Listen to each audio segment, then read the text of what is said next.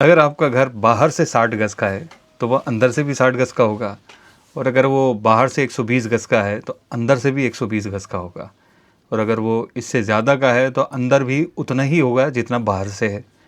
ایسا نہیں ہو سکتا کہ گھر باہر سے تو 60 گز کا ہو لیکن اندر جا کے اس کے گز اور اس کی پیمائش کا کوئی حساب نہ ہو۔ لیکن قبر کا معاملہ اس سے جدا ہوتا ہے۔ قبر دکھنے میں تو ایک چھوٹا سا گھڑا ہوتی ہے جس کی لمبائی چوڑائی بالکل محدود ہوتی ہے۔ قبر انسان کے قد سے کچھ لمبی ہونا چاہیے اور اس کی چوڑائی اس کے آدھے قد کے برابر ہو، اور اس کی گہرائی اس کے آدھے قد یا آدھے قد سے زیادہ ہو۔ یہ کل نظر آنے والی قبر ہمارے سامنے ہوتی ہے جس کو ہم اپنی آنکھوں سے دیکھتے ہیں۔ جیسے قبر اوپر سے جو اس کی پیمائش ہمیں نظر آتی ہے، اندر سے ہر قبر ویسی نہیں ہوتی۔ جب حضرت ابو سلمہ رضی اللہ تعالیٰ عنہ کا انتقال ہوا تو نبی کریم صلی اللہ علیہ وسلم نے اس طرح دعا دی کہ اے اللہ، ابو سلمہ کے لیے قبر میں کشادگی اور نور عطا فرما۔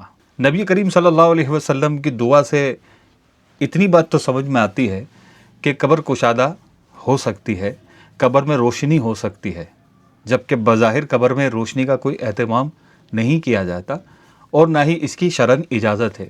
حتیٰ کہ قبر میں مردے کے لیے چٹائی بچھانے تک کی اجازت نہیں ہے کہ یہ مال کا ضائع کرنا ہے، کیونکہ دنیاوی ساز و سامان کی اب مرنے والے کو ضرورت نہیں ہے، کیونکہ جس جہان میں وہ داخل ہو گیا، عالم برزخ میں، وہاں ان چیزوں کی کوئی حیثیت نہیں ہوتی۔ کوئی ساز و سامان اس کی قبر میں رکھنا چاہے گا، چٹائی بچھانا چاہے گا یا روشنی کا اہتمام کرنا چاہے گا تو یہ گنہگار ہوگا اور مال کو ضائع کرنے والا قرار پائے گا۔ بظاہر چھوٹی نظر آنے والی ایک قبر اپنے اندر کیسی کیسی نعمتیں لیے ہوئے ہوتی ہے، اس کا ہم اندازہ بھی نہیں لگا سکتے۔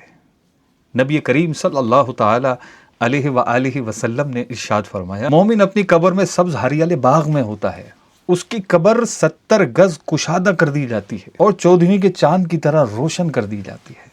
اور اسی پر بس نہیں، بلکہ ایک بندہ مومن اپنے گھر والوں سے دور کسی دوسرے وطن میں ہوتا ہے اور اس کی موت کا وقت آ جاتا ہے اور وہ وہاں انتقال کر جاتا ہے، تو روایت میں آیا مسافر کی قبر اتنی وسیع کر دی جاتی ہے جتنا وہ اپنے گھر والوں سے دور ہوتا ہے۔ جہاں بظاہر روشنی کے کوئی اسباب ہم نہیں مہیا کر سکتے، وہاں اللہ پاک اس قبر کو روشن فرما دیتا ہے اور اللہ پاک اس کی قبر کو کشادہ فرما دیتا ہے، اس کے لیے چین و سکون کے باغات وہاں لگا دیتا ہے۔ حضرت سیدنا بشر حافی رحمۃ اللہ تعالیٰ علیہ نے کیا خوب ارشاد فرمایا ہے، اللہ پاک کے فرما بردار کے لیے قبر بہت اچھا ٹھکانہ ہے۔ اللہ پاک ہماری قبر کو بھی روشن کرے، کشادہ کرے، آمین۔ ملتے ہیں انشاءاللہ اگلی ویڈیو میں۔